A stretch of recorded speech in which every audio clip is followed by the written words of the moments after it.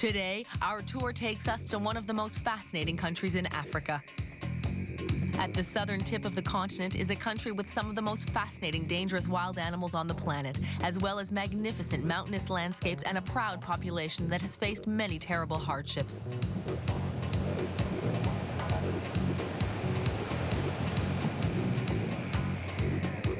We're going to South Africa, the country of Nelson Mandela.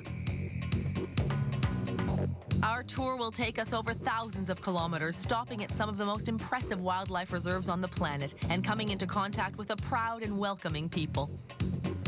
Starting out in Cape Town, we'll follow the South African wine route before encountering some of the wild and dangerous animals that live in the wildlife reserves. We'll end our adventure in the Johannesburg area. Come join us on our all-inclusive tour to South Africa.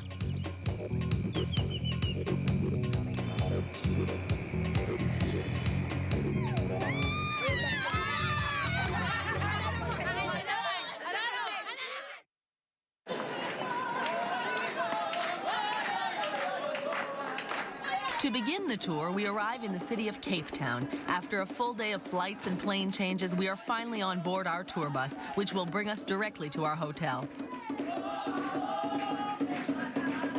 This is where we'll meet our tour guide, who will stay with us throughout the entire tour. Si on veut dire bienvenue en Afrikaans, qui est une langue qu'on parle ici en Afrique du Sud, c'est welcome in South Africa. After a quick language lesson and a short drive, here we are at last, the Cape Sun Hotel. Located right in the downtown area, this hotel is considered to be one of the best in Cape Town. We truly get to appreciate our location in bustling Cape Town in the morning after a good night's sleep. From our window, we can see Table Bay, as well as the stadium that was built for the 2010 World Cup. The hotel's glass elevator gives us an extraordinary view of Table Mountain, an icon of Cape Town. Already, South Africa is inviting, and this is only the beginning of our adventure.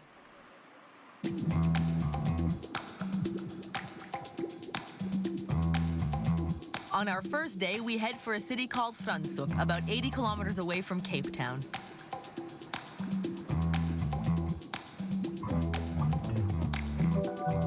On the road, we stop and take the time to pay homage to one of the country's greatest and most inspiring figures, Nelson Mandela.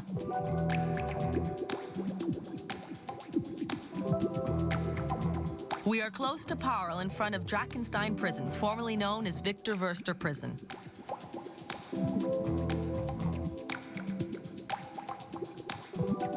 This is where Nelson Mandela was freed after 27 years behind bars.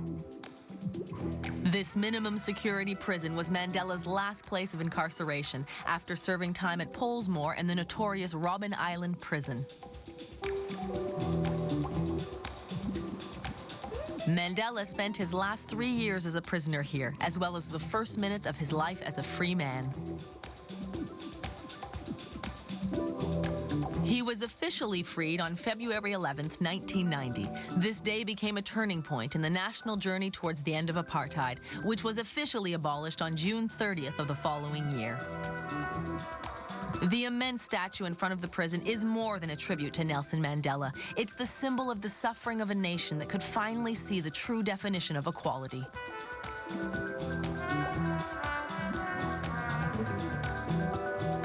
We get back on the bus and continue on toward the town of Franschhoek, a name that means the French corner.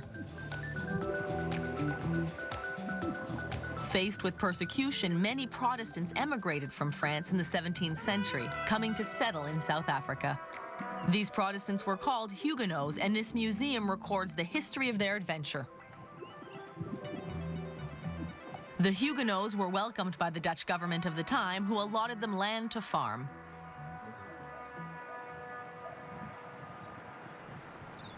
The Huguenots brought grapevines along with them from France, as well as winemaking knowledge and culinary skills.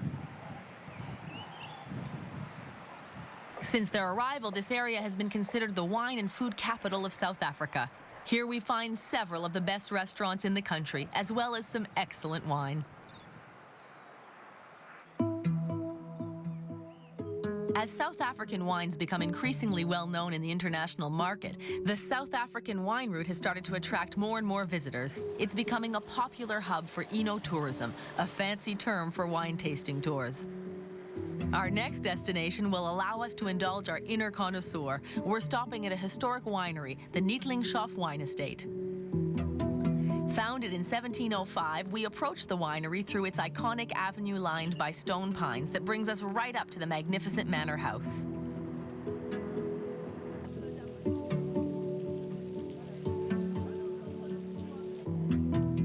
Both the climate and the location have been a blessing for the winery, which grows grapes in 13 distinct types of soil, allowing the winemakers to produce a wide range of different tastes. Fortunately for us, visiting a winery also involves tasting some of its products. Now, the next wine, we are now going over to our reds. And the first red that we're going to taste. Our hosts invite us to taste several different types of wine that are made on the site, telling us about the different varieties from which they are made. We taste the famous South African Pinotage, a hybrid of Pinot Noir and Cinsault grapes. The unique variety has a distinctly smoky flavor.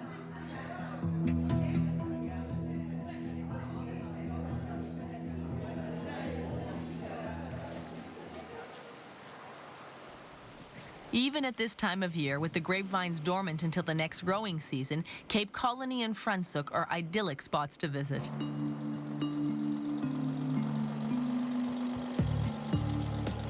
But we'll never stay in one place for very long during this adventure. This country is far too big and we have too much to see.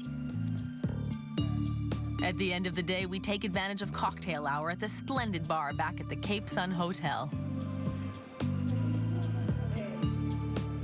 If our first busy day is any indication of the pace of the rest of the tour, it's a good idea to take this time to recharge our batteries.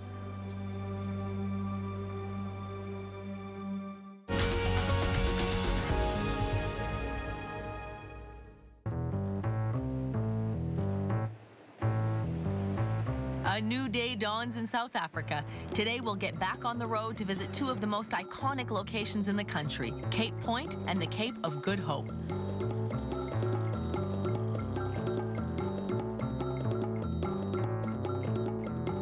We'll cross the peninsula that juts out into the Atlantic, heading for the East Coast with its charming villages.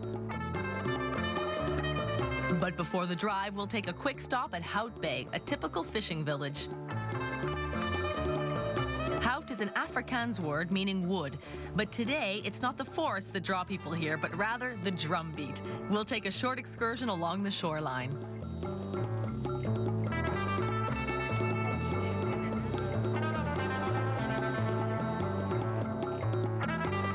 Our short trip out into the Atlantic Ocean gives us the chance to take in the beauty of the South African countryside.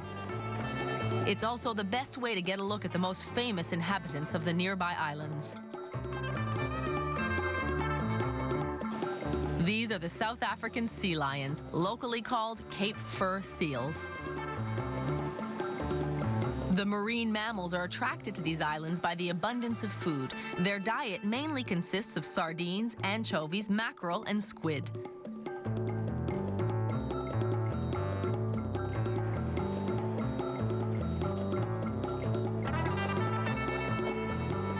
We're back on the road, driving right next to the steep cliffs that fall into the sea.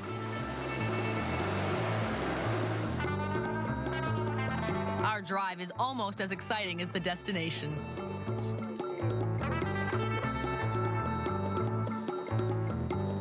Nets are installed on the precipitous rock faces to protect the traffic from falling rocks. This allows us to make the trip without biting our fingernails.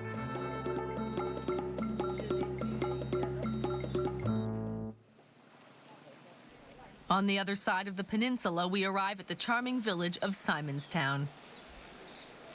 We're far from the busy streets of Cape Town. Here, village life follows the rhythm of the sea and the tools of the local artisans.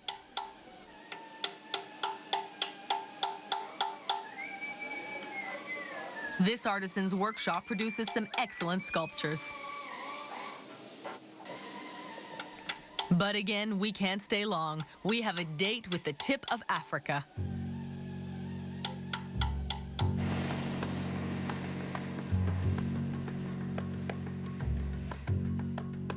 At Cape Point, we leave our bus behind and take the pedestrian paths that crisscross the ridge. The rocky headland of Cape Point is almost as famous as its neighbor, the Cape of Good Hope. Contrary to popular belief, it's not the southernmost tip of the continent, nor is it the line that marks the border separating the Indian Ocean from the Atlantic.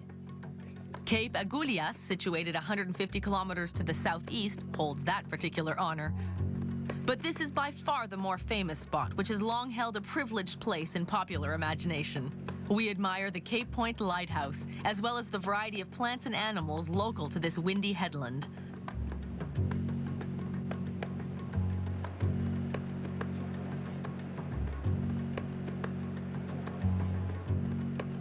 A little further west, on the other side of a shallow bay, is the Cape of Good Hope, our final destination for the day. This site has inspired many seafaring legends. Experienced sailors call it simply the Cape.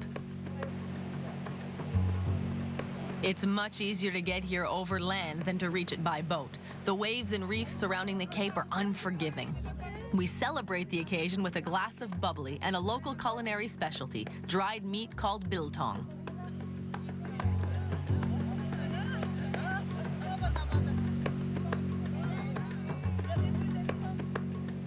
As the daylight fades from the sky, we head back to Cape Town for a walk along the docks.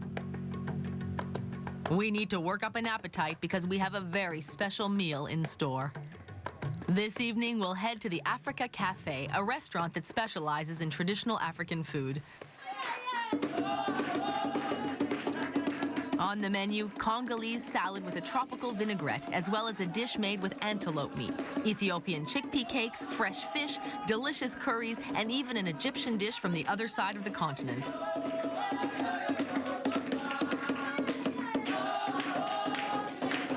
After supper, our hosts impress us with their musical talent.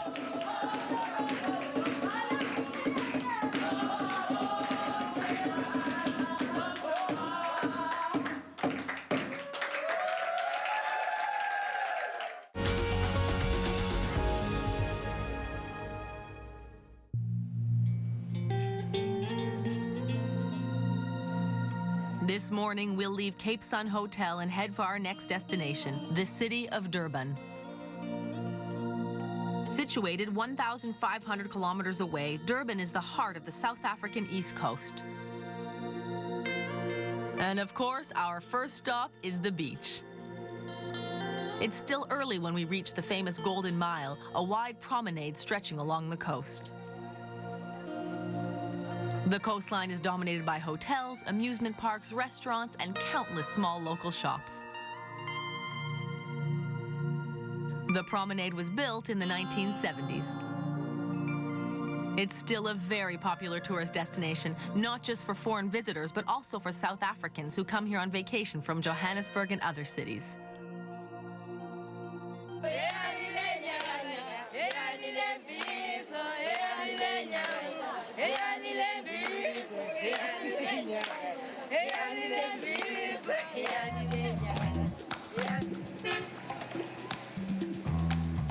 But Durban isn't just a seaside resort. It's also the third largest city in South Africa, the busiest port in the country, and the largest city on the entire east coast of Africa.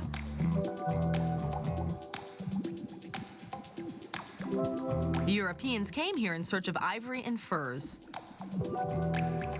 The British then developed Durban's sugarcane industry in the 1860s.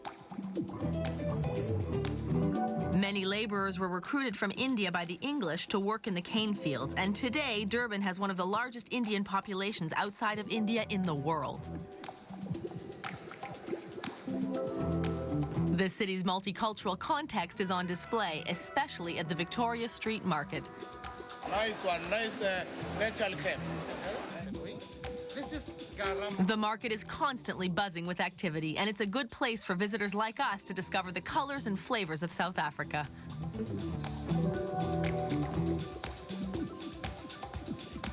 The herb sellers market is perhaps the most interesting, scattered haphazardly under the freeway across the street from the main market.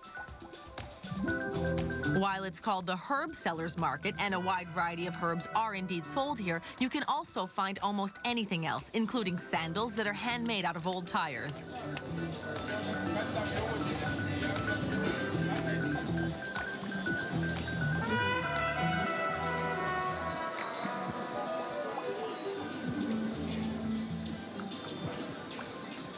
The market is a great place to take in the sounds and smells of the country.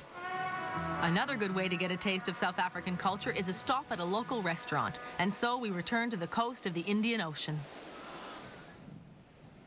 We have a reservation at Ushaka Moyo, a restaurant on the promenade close to Ushaka Pier.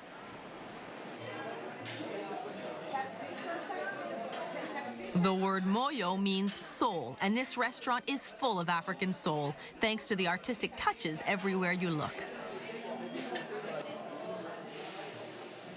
Due to its extensive menu and unique aesthetic, Ushaka Moyo stays busy well into the evening.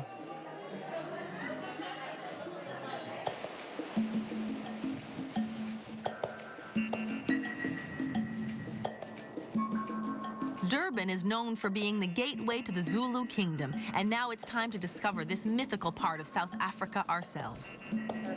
Zulus are the largest ethnic group in the country, making up 20% of the local population of South Africa. For our immersion into Zulu culture, we'll stay at Zulu Nyala Lodge, located in the very heart of the kingdom. The private bungalows resemble tents, a reference to the travelers who came with their tents to explore this part of the world. When we arrive, we're welcomed to the village in the traditional Zulu style. The Zulus are proud of their culture, and this ritual is a fun-loving demonstration of their pride. The word Zulu comes from the expression Amazulu, which means the people of the sky. Historically known for their brave warriors, the majority of the Zulu population presently makes a living from agriculture. However, their pride and courage remain. The most memorable moment of the evening takes place after supper back at the lodge as we gather under the stars for an extraordinary show of traditional Zulu dances.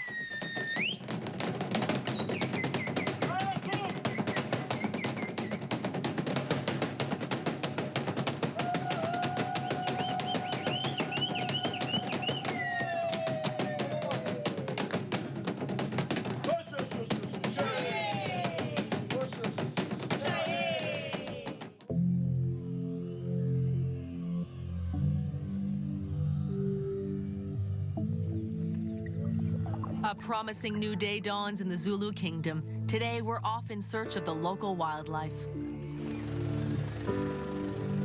A safari tour is an amazing experience that should be an indispensable part of any visit to Africa. Our Zulu Lodge specializes in safari adventures. It's situated right next to its own reserve and has its own fleet of safari vehicles. Throughout the safari, our guides describe to us the habits of the animals we encounter.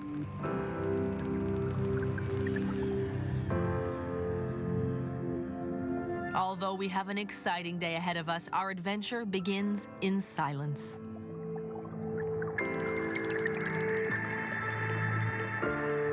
And it begins. The world's tallest terrestrial animal is eating breakfast a few meters from our vehicle. It's eating the young growth on the highest branches of the sparse vegetation. Giraffes can eat up to 70 kilograms of food per day in periods of abundance. But when food is scarce, they eat 1/10 of that amount. Unperturbed by its audience, this giraffe gives us an excellent show.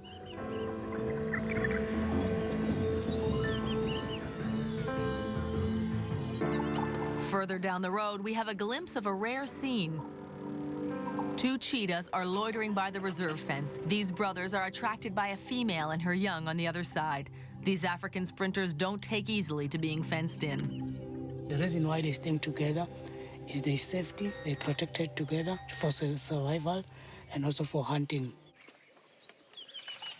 Brotherly collaboration means that, working together, the cheetahs are 6 times more likely to establish their own territory and to keep it. The dominant brother wears a radio collar. Over time, this cheetah has become a master of escape. From the other side of the fence, this magnificent female and her 2 cubs seem to be patiently waiting for him.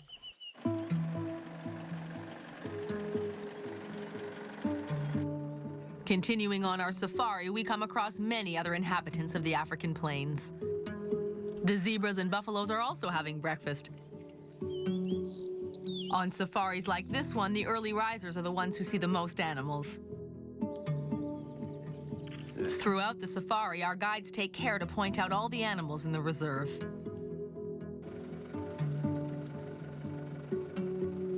On the way back, after a fruitful visit to the reserve, we have another lucky sighting. We've come close to a black rhinoceros and her baby. Despite its name, the black rhinoceros is brownish-gray in color. These animals are notorious for their bad tempers and are prone to attack.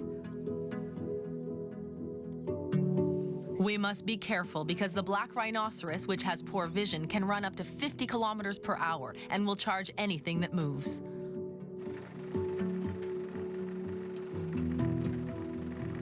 Before we head back, we catch sight of a small group of African bush elephants busy foraging among the plants and trees barely 10 meters from the road.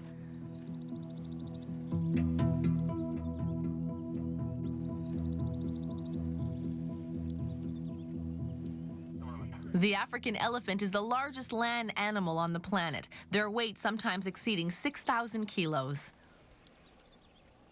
They maintain their immense body weight by eating only leaves and shrubs, ripping them up from the ground by the roots with their powerful trunks.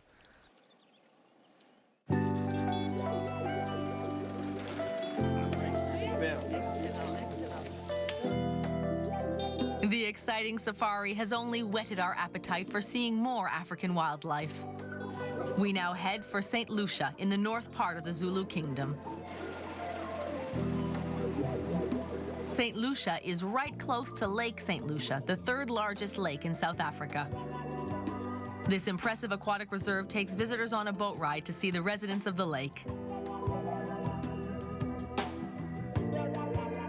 In fact, St. Lucia is a vacation spot for hippopotami and is home to over 600 of the massive creatures. Here, the animals are free and wild. It's common in the evening after sunset to see these enormous mammals go for a stroll right next to the town. We have to be very careful when we're in their way. But today, we're in a boat and out of danger, and the hippos don't seem to mind us being there at all. They're practicing their favorite water sport, extreme relaxation. Astonishingly, the hippo's closest relative in the animal kingdom is the whale. Despite its size, the hippopotamus can run as fast as 30 kilometers per hour and is one of the most dangerous animals in all of Africa after the malaria-spreading mosquito.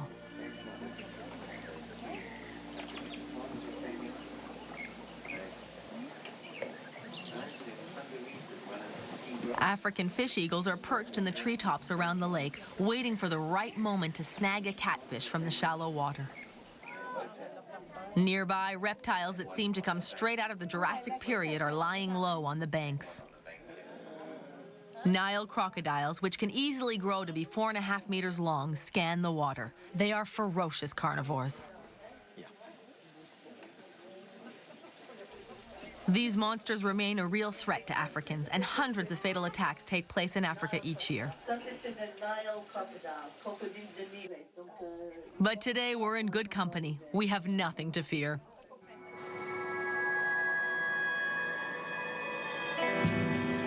After encountering a wide variety of African wildlife, it's time to get back on board our bus.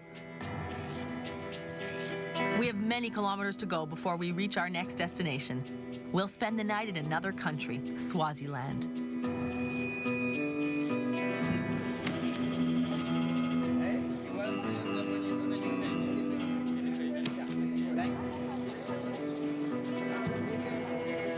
While it shares a border with South Africa, the two countries are like night and day.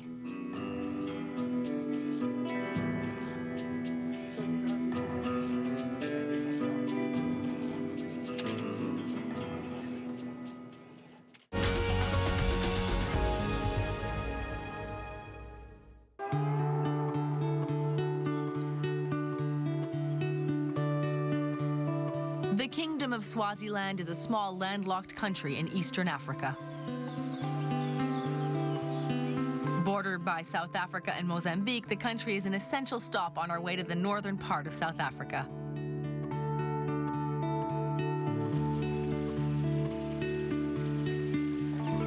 For our night in Swazi territory, we stay at the Mountain Inn, a charming hotel nestled in the mountains, 500 meters above sea level. Our first contact with this country in the morning is magical. The sun swings slowly up in the sky, casting shimmering light on the surrounding landscape. These green-sided mountains have earned the country the nickname the Switzerland of Africa.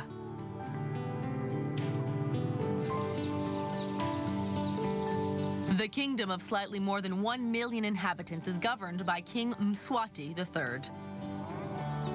Although the majority of his subjects are Swazi, there are also minorities of white Africans and Zulus. While the landscapes are enchanting, the country has suffered human tragedy on a devastating scale. Since the first cases reported in the 1980s, HIV and AIDS have decimated the country. Today, 1 in 4 Swazi adults are infected with HIV, an alarming number representing the highest incidence of the virus in the entire world. Despite this sad reality, hope and creativity are alive and well in Swaziland. The Ngwenya Glass Shop is a perfect example. As it was a Sunday, the glass-blowing workshop was closed when we passed through, but we were still able to have a look at where the delicate pieces are made, a kind privilege bestowed on our tour group. Here, everything is made from recycled glass. This glass is mostly gathered by school children learning about environmental awareness while contributing to the creation of these works of art. The products are all on sale in the neighborhood boutique, which holds a fabulous array of souvenirs. At the beginning, we all get back in. A bit further down the road, we have the chance to see another source of pride in Swaziland, which is also featured on one of the national stamps, the Maguga Dam on the Komati River. The structure has been awarded several international prizes for its exceptional quality of engineering. Situated in a region that is prone to tornadoes, it was designed with an enormous spillway that allows it to withstand flash flooding. Completed in 2001, this immense hydroelectric dam is 115 meters high and was built out of almost 4 million cubic meters of rock and clay.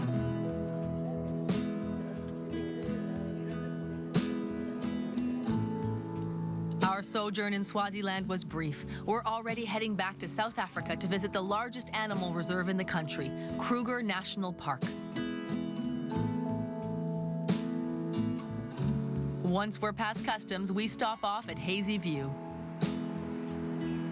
This small farming town is named after the hazy mist that settles over it in the heat of summer. It's been said that the climate here is the best in the world for growing bananas, and the town is full of colorful fruit and vegetable stands, all supplied by the adjoining fields. It's an excellent time to stock up on our supplies. After a long day on the road, we're glad to see the signs announcing the Timbavati Safari Lodge.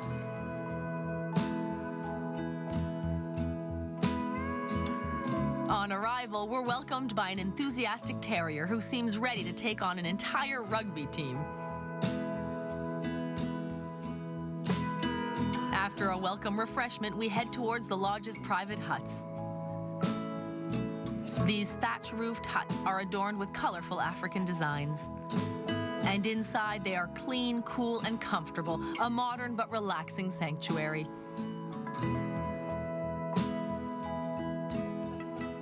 The lodge has all the conveniences we need, including internet service, 24-hour security, a bar, and an inviting pool. Even though we're in the wild, everything here is quite comfortable and feels like an exotic getaway. During supper, we talk about how excited we are for the adventures to come. Everyone is eager for tomorrow, when we will explore the famous Kruger National Park. The animal lovers of our group will have trouble getting to sleep tonight.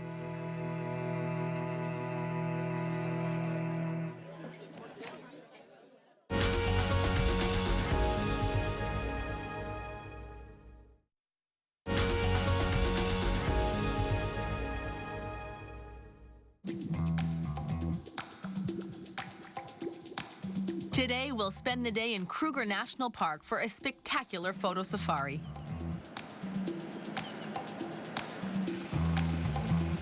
The park extends over almost 20,000 square kilometers, so big it could contain the entire country of Swaziland. 2 years after its official opening in 1926, only 3 cars had visited Kruger. Today, almost 1 million people visit the superb animal reserve every year.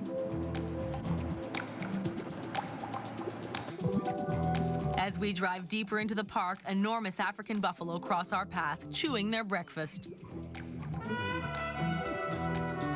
Further along, we see a pair of kudus, those magnificent antelopes with spiral horns.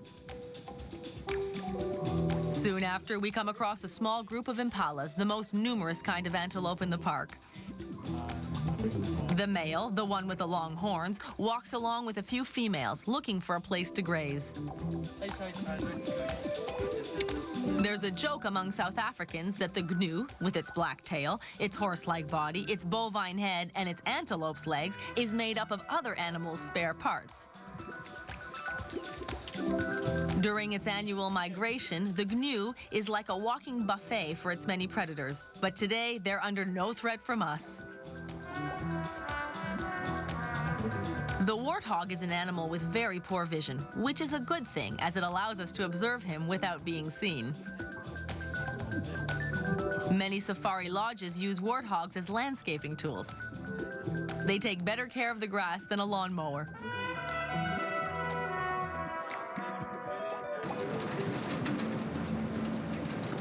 Driving through the reserve, our guides communicate with each other, telling each other about the animal's movements. The area?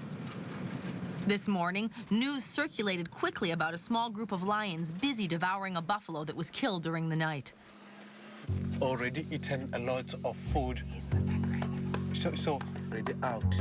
Yeah. We have got the one. We are especially lucky, as the lions killed the buffalo right next to the road, allowing us to come close and observe these impressive animals. The dominant lions have already finished their meal and are resting and digesting in the shade, while their subordinates take their turn at the carcass.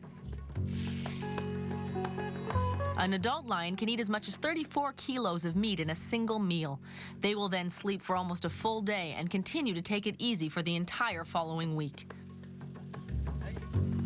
While lions sometimes fight among themselves for a meal, everything is forgiven and forgotten afterward. The combatants lick their wounds before taking a nap. As we observe the scene of life and death unfolding before us, our guide tells us that the buffalo's eyes weren't eaten by the lions, but rather by a bird called the martial eagle. As an individual is not happy, but you can see most of them, no vulture, vuntu.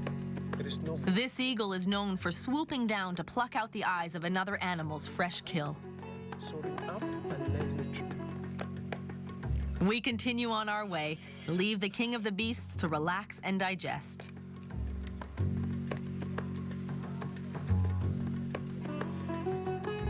This enormous reserve contains the largest variety of wildlife in all of Africa.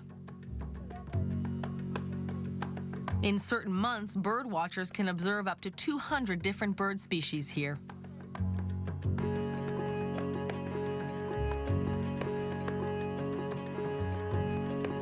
After stretching our legs a bit at an observation point and taking in the magnificent view, we head to a watering hole, always a good place to observe animals. We arrive just as a group of gazelles cautiously approach the water. They have to stop to drink, and their predators are perfectly aware of this, always watching for the right moment to leap out of the water and seize one. Guys, can you see the crocodile? Enormous hippos lounge not far away, completely unworried about any predators that may be lurking nearby. The area surrounding the watering hole is full of wildlife. It's as though a different animal is hiding in each and every tree and bush.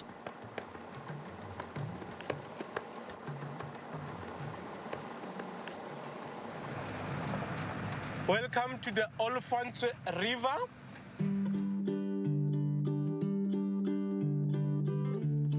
We head for the banks of the Olifants River, named after the Dutch word for elephant. The largest elephants have no fear of predators. They gather here with their family to wade in the cool water of the river.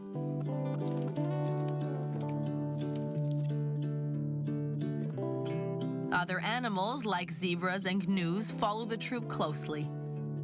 There are fewer chances of a lion attack with the elephants there to deter predators. Close to the river, trees and bushes are on offer to satisfy the insatiable appetites of the elephants. Their destructive eating habits mean that elephants are not appreciated by African farmers. An entire field can be completely ravaged in a single night. We spend the rest of the afternoon at this magical spot. Our knowledgeable guides give us details about the habits of all the animals we see. A trip to South Africa isn't complete without a safari in one of the largest animal reserves on the planet. Each member of our group leaves with a feeling of accomplishment and with hundreds of photos.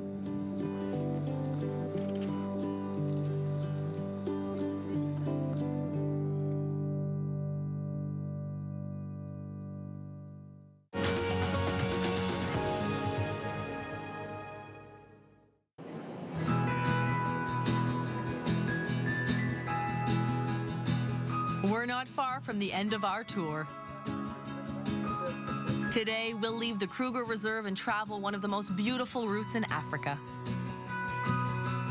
As we drive, the landscape that we see through the windows becomes more and more rugged and hilly. The roads that twist through the Drakensberg Mountains are dotted with cows that walk wherever they please and seem to take no notice of the passing vehicles.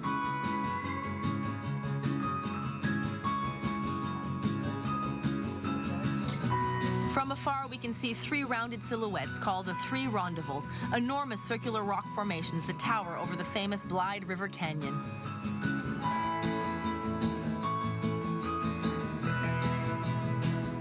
The giant rondavels are the most iconic image of the canyon, which has an average depth of 761 meters.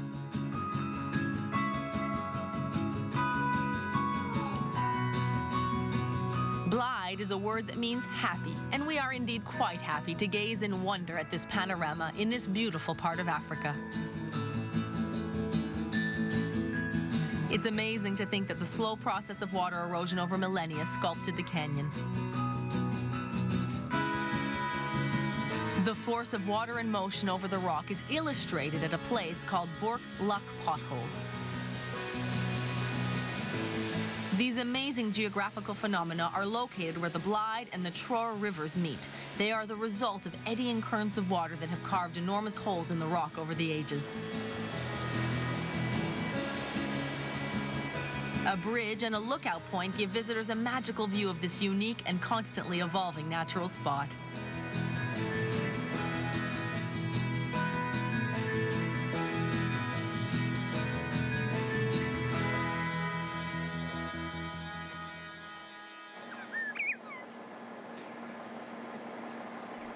A few kilometers further on, another popular observation point in the valley is known as God's Window.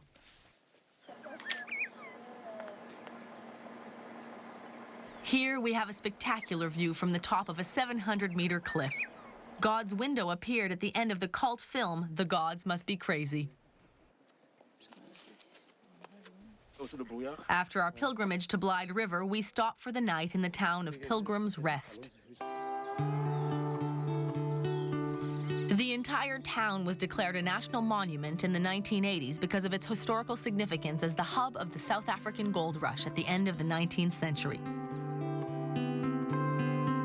We visit the town on foot and discover points of interest at every corner. Even our accommodations seem more like a museum than a hotel. At Pilgrim's Rest, history is alive and well.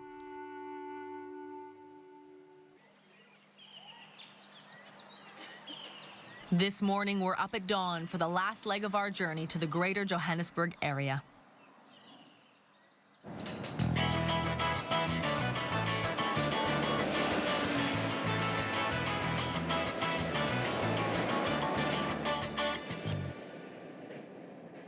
Johannesburg is around 450 kilometers from Pilgrim's Rest.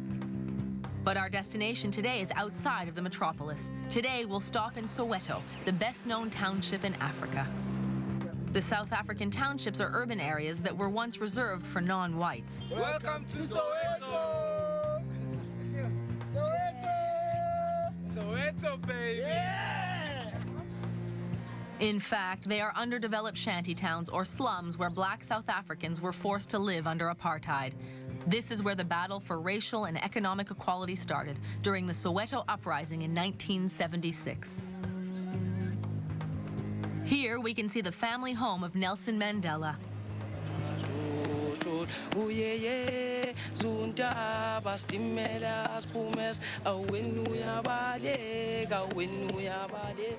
The neighborhood is still very poor and politically unstable.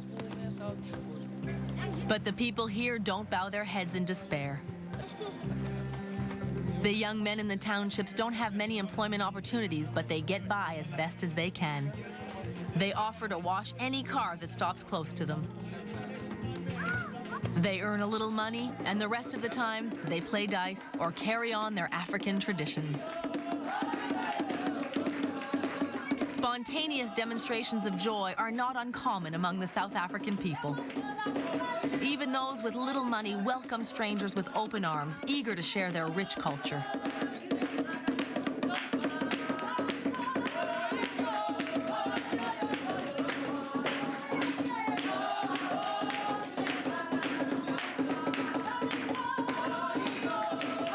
The joy of touring has brought us from one end of South Africa to the other. We won't soon forget the fabulous landscapes and exotic animals, and especially the incredible generosity of the South African people who have lived through so much suffering.